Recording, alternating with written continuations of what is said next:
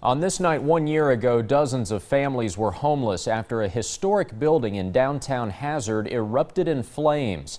The old Grand Hotel building, no more recently as the Main Street Mall, caught fire in the early morning hours of September 1st last year. The fire destroyed apartments and businesses and ignited a legal spat between the building's owner and the city of Hazard. Tonight, people affected by the fire gathered to commemorate how far they've come in 1 year's time.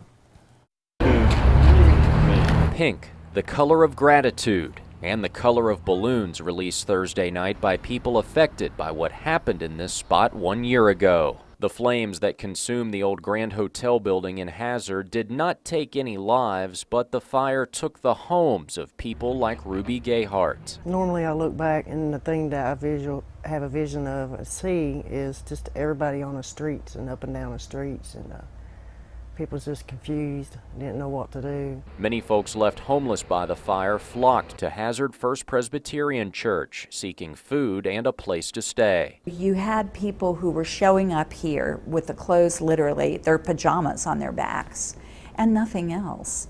And so their sense of lostness, their sense of disorientation was profound. Hazard Mayor Jimmy Linden says the fire would have been worse if not for firefighters and other first responders. So once I go down Main Street today, that is the biggest thing that goes through my head, is how professional our department and the others were to work together and keep the fire contained. Brian Carter owns the burned building and told us in a previous interview he wants to revitalize it, but those efforts have been complicated by a lawsuit he filed against the city.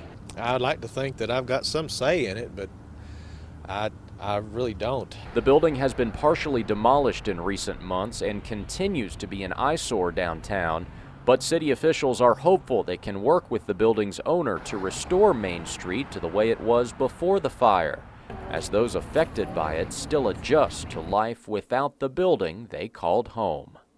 Investigators still have not said what caused that fire.